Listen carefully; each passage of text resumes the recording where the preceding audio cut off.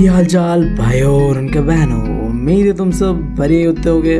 तो आज का हमारा video class 10 economics chapter 2 the sectors of the Indian economy के बारे में है। और यार तुम लोगों को तो पता ही है कि हमारे पढ़ने का तरीका क्या है, हमें स्मार्ट वर्क करना ज्यादा पसंद है rather than हार्ड वर्क। तो आओ यारो करते हैं इस चैप्टर को डिकोड ऐसे जैसे हम और लियोनार्डो दा विंची के पर्प होते हैं। तो इस चैप्टर को शुरुआत करने से पहले तुम्हें एक बात जान लेना बहुत ही जरूरी है कि यार मैं और तुम जो भी चीजें करते हैं जिससे हमें पैसे मिलते हैं ना भाई, उसी को इकोनॉमिक एक्टिविटी कहते हैं। देखो सही बताओ तो हम कई तरह के ऐसे काम करते हैं जिनमें हमें पैसे मिलते हैं, और अगर इतने सारे एक्टिविटीज को हम समझने जाए तो हमारे साथ कुछ ऐसा होगा। अरे मुझे चक्कर आने लग गया अब। तो यार इसीलिए कुछ बुद्धिमान लोगों ने मिलके, जिन्हें हम कह सकते हैं इकोनॉमिस्ट, सारे ही इकोनॉमिक एक्टिविटीज को सेक्टर्स पे क्लासिफाई कर दिया, यानी कि इकोनॉमिक एक्टिविटीज को बांट दिया ग्रुप्स में। अब तुम लोगों के लिए अच्छी बात यह है कि तुम्हें सिर्फ 3 तरह के क्लासिफिकेशंस को पढ़ना है।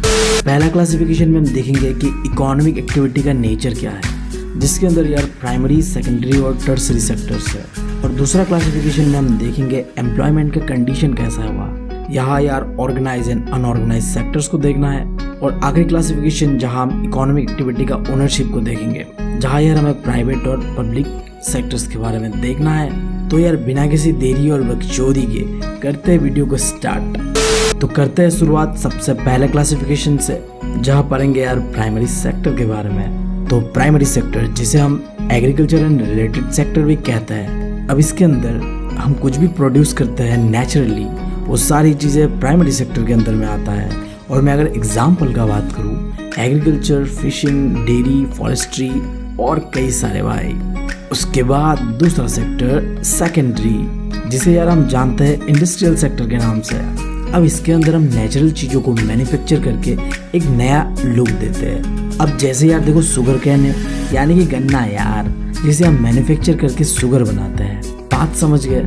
इसके बाद तीसरा है टर्सरी सेक्टर, जिसके अंदर यार बेसिकली सर्विसेज है, जो कि मैं तुम्हें दे रहा हूँ टीचिंग यार। इसी तरीके के कई सारे सर्विसेज है, वो सारे टर्सरी सेक्टर के अंदर में आता है। और यार इसीलिए टर्सरी सेक्टर को सर्विस सेक्टर भी कहते हैं। और यार बहुत आसान एग्जांपल्स का बात करूँ तो बैंकिंग, ट्रांसपोर्टेशन, टीचिंग और यार ब्ला ब्ला, तुम लोग समझ गए हो। अब यार एक बहुत ही इंपॉर्टेंट चीज़ ध्यान से कान खोल के सुन लो। जो भी हमारा टोटल प्रोडक्शन होता है प्राइमरी, सेकेंडरी और टर्सरी सेक्टर्स पे, इन्हें जब हम जोड़ देते हैं ना भाई, तो इससे मिलता है हमें अपना जीडीपी। और लॉन्डो भूल से भी ये मत कर देना, जीडीपी को अपने क्रस का डीपी मत समझ लेना। जीडीपी यानी ग्रॉस डोमेस्टिक प्रोडक्ट, नाम तो सुना ही होगा, क्यों सेनोरिटा? भाग यहाँ से भोसड़ी की। वैसे यार जीडीपी का एक डेफिनेशन भी है, तुम लोग जानना चाहते हो तो मैं बता देता हूँ। अब जीडीपी यानी जो भी फाइनल गुड्स एंड सर्विसेज, मैं बार बार कह रहा हूँ या फाइनल, जो भी फाइनल गुड्स एंड सर्विसेज हम प्रोड्यूस करते हैं एक साल के अंदर में, वो सारे ही पार्ट होता है जीडीपी का। और जो चीज़ें हम प्रोड्यूस कर रहे हैं ना, वो कहाँ से आ रहा है भाई? ये प्राइमरी, सेकेंडरी और टर्सरी से। इसके बाद यार बात कर लेते हैं जो सेक्टर्स हमने पढ़ा, प्राइमरी, सेकेंडरी और टर्सरी, इनका हिस्ट्री कैसा है। देखो यार जैसे मार्वल यूनिवर्स में चाहे यार तुम बात कर लो स्पाइडरमैन, कैप्टन अमेरिका, हल्क, सबका एक बैकग्राउंड हिस्ट्री रहा है कि कैसे वो हीरो बना। तो इसी तरीके से इन सेक्टर्स का भी एक बैकग्राउंड हिस्ट्री है। तो इन्हें यार देख लेते हैं। तो किसी भी कंट्री का जो इकोनॉमी होता है ना, वो 3 स्टेजेस में बटा हुआ होता है। सबसे पहले एकदम जो शुरुआती स्टेज होता है, उस समय यार इकोनॉमी में एग्रीकल्चर का इम्पोर्टेंस सबसे ज़्यादा होता है। अब क्यों ज़्यादा होता है, इसके 2 रीज़न है। सबसे पहला चीज़, शुरुआती स्टेजेस में एग्रीकल्चर जो है बहुत ही प्रोडक्टिव एक्टिविटी हुआ करता है, क्योंकि यार उस समय ना मैन्युफैक्चरिंग होता है, ना टर्सरी सेक्टर होता है। तो प्राइमरी सेक्टर एक लौता सेक्टर होता है, इसका वजह से उसका इम्पोर्टेंस बहुत ज़्यादा होता है। और यार इसीलिए इस सेक्टर में एम्प्लॉयमेंट जनरेशन भी बहुत ज़्यादा होता है। उसके बाद आता है सेकेंड स्टेज, जहाँ यार अब सेकेंडरी सेक्टर का अचानक से इम्पोर्टेंट बढ़ जाता है। अब क्यों बढ़ जाता है? अब समय के साथ साथ हमारे पास नए नए मैन्युफैक्चरिंग टेक्निक आता है, और ये चीज़ हमारा लाइफ बहुत ही आसान कर देता है। और शायद यार इसीलिए अब लोग यार एग्रीकल्चर सेक्टर पे काम करना उतना पसंद नहीं करते जितना वो फैक्ट्रीज में काम करना पसंद करते हैं। और इसके बाद आता है थर्ड स्टेज, जहाँ यार टर्सरी सेक्टर का इम्पोर्टेंस बढ़ने लगता है। लोग यार नए नए सर्विसेज का डिमांड करने लगता है, और यार लोग अब ज़्यादातर काम भी करना चाहते हैं टर्सरी सेक्टर पे, क्योंकि यार तुम लोगों को पता ही है टर्सरी सेक्टर में यार काम करने का जो कंडीशन है वो बहुत ही अच्छा रहता है। अगर तुम उसे कंपेयर करके देखो मैन्युफैक्चरिंग और एग्रीकल्चर से, तो अगर तुम लोगों के दिमाग में अभी ये सवाल आ रहा है कि हमारा इंडिया का क्या सीन है, तो देखो हमारा इंडिया का सीन थोड़ा अलग है। आज़ादी के बाद अगर हम डेटा देखें 1973 से लेकर 74 का, तो हमारे जीडीपी में सबसे ज़्यादा कंट्रीब्यूशन रहा है प्राइमरी सेक्टर का, उसके बाद सेकेंडरी और उसके बाद टर्सरी सेक्टर का, जो कि पूरी तरीके से बदल जाता है कुछ सालों में ही। जब हम एनालाइज करते हैं 2013-14 का डेटा, हम यार देख पाते हैं कि अभी यार जीडीपी में सबसे ज़्यादा कंट्रीब्यूशन है टर्सरी सेक्टर का, उसके बाद है सेकेंडरी और आखिर में है प्राइमरी सेक्टर। अब यार सवाल ये उठता है कि अचानक से यार टर्सरी सेक्टर का इम्पोर्टेंस इतना ज़्यादा कैसे हो गया, यानी कि अचानक से हमारा टर्सरी सेक्टर इतना ग्रो क्यों हो गया। अब समय के साथ जैसे जैसे हमारा प्यारा भारत डेवलप्ड हो रहा है, कुछ बेसिक सर्विसेज जैसे कि हॉस्पिटल, एजुकेशन एंड बैंकिंग का डिमांड बहुत बढ़ रहा है। इसी के साथ साथ जो इंडस्ट्रियल और एग्रीकल्चरल डेवलपमेंट हुआ है कंट्री में, इससे भी सर्विस सेक्टर को काफ़ी बूस्ट मिला है। जैसे कि यार ट्रांसपोर्टेशन, ट्रेड और स्टोरेज फैसिलिटी सब इम्पोर्टेंट पार्ट बन चुका है सर्विस सेक्टर का। उसके बाद देखो तुम मानो या ना मानो, थोड़ा बहुत डेवलपमेंट होने के कारण एवरेज इंडियन का इनकम जो है वो भी काफ़ी बढ़ा है, और इसके वजह से ट्रैवलिंग, शॉपिंग, टूरिज्म ये सारी चीज़ें अब कॉमन हो चुकी है। साथ ही साथ इंफॉर्मेशन एंड कम्युनिकेशन टेक्नोलॉजी जो है ये हमारा एक डे टू डे लाइफ का पार्ट बन चुका है।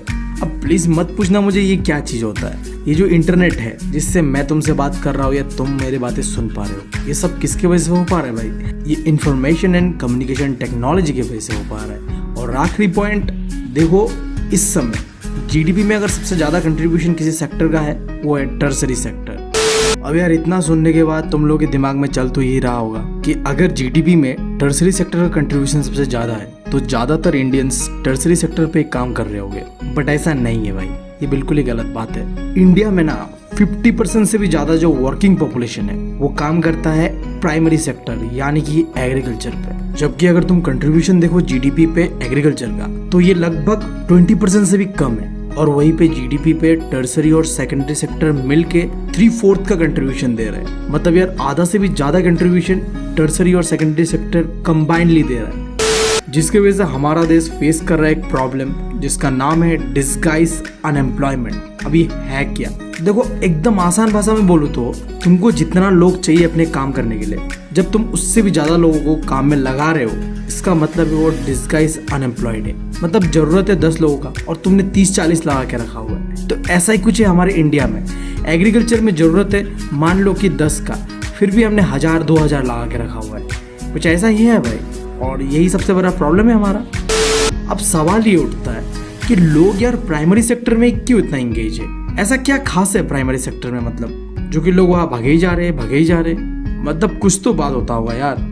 तो अगर तुम्हें काम चाहिए टर्सरी या सेकेंडरी सेक्टर पे, तो तुम्हें इसके लिए जरूरी है एजुकेशन एंड स्किल का, जो कि आधेतर इंडियंस के पास है ही नहीं। पढ़ाई तो कर लेते हैं हम, नाम का डिग्री भी मिल जाता है, बट नॉलेज के नाम पे हमारे पास कुछ नहीं होता है भाई। इसके अलावा देखो टर्सरी हो या सेकेंडरी सेक्टर हो, ज़्यादातर काम यार मशीन्स, कंप्यूटर्स से होता है, तो ज़्यादा जॉब भी क्रिएट हो नहीं पाता है यहाँ पे। और वही एग्रीकल्चर जहाँ में यार तुम्हें कुछ नहीं करना है, दिमाग तो बिल्कुल नहीं लगाना है, बस अपने फिजिकल पावर का इस्तेमाल करो। अगर तुम्हारा दिमाग घुटना में भी हो तब भी चलेगा। तो बस ऐसा ही है कुछ। इसके वजह से लोग यार आसानी से प्राइमरी सेक्टर पे काम कर लेते हैं और टर्सरी और सेकेंडरी सेक्टर के बारे में सोचते भी नहीं है। अगला टॉपिक ऐसा जिसका दूर से ही नाम सुनते नेता लोगों का गांडे फट जाता है भाई, कि देश में यार रोजगार कैसे लाए।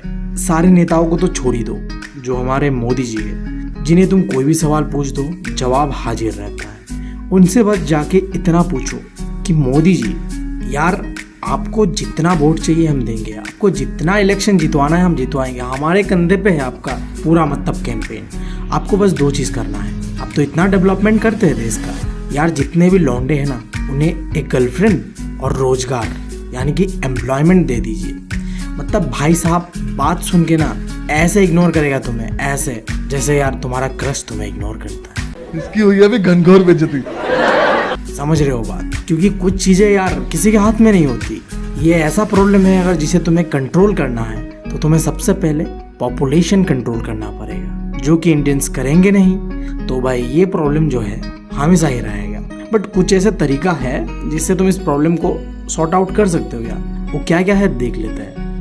पहला चीज तो देखो यार, अगर मोदी जी ना देश के अंदर में कंस्ट्रक्शन करना शुरू कर दे डैम्स और कैनाल्स का, तो इससे यार देखो हमारे जो फार्मर्स है उन्हें काफी मदद मिलेगा, और साथ साथ इन्हें बनाने में भी लोग चाहिए होगा, तो उधर भी यार एम्प्लॉयमेंट जनरेशन होगा। इसके साथ साथ अगर गवर्नमेंट ऑफ इंडिया यानी कि मोदी जी ध्यान देना ट्रांसपोर्टेशन स्टोरेज फैसिलिटीज पे, तो इससे भी काफी एम्प्लॉयमेंट जनरेट हो पाएगा। इसके अलावा देखो इंडिया के अंदर में पॉपुलेशन इतना ज़्यादा है, बट यार डॉक्टर्स नर्सेस काफ़ी लिमिटेड है हमारे पास। तो अगर गवर्नमेंट हेल्थ सेक्टर के ऊपर भी ध्यान दे तो इससे भी काफ़ी ज़्यादा रोजगार बन सकता है। बट वो अलग बात है, गवर्नमेंट के पास समय कहाँ है, बिजी है भाई, ऐसे छोटे मोटे कामों के लिए समय थोड़ी होता है। और यार देखो तुम लोगों को पता ही है ये चीज़, हमारा आधा पॉपुलेशन इस समय गाँव में रहता है, तो गवर्नमेंट के लिए ये बहुत ही इंपॉर्टेंट है कि वो अपना इंडस्ट्रीज़ को गाँव में सेटअप करे, ताकि वहाँ के लोगों को रोजगार मिले और वो गांव से शहर में माइग्रेट ना करे। समझ रहे हो मेरी बात। और आखिरी चीज़ देखो, आज के समय पे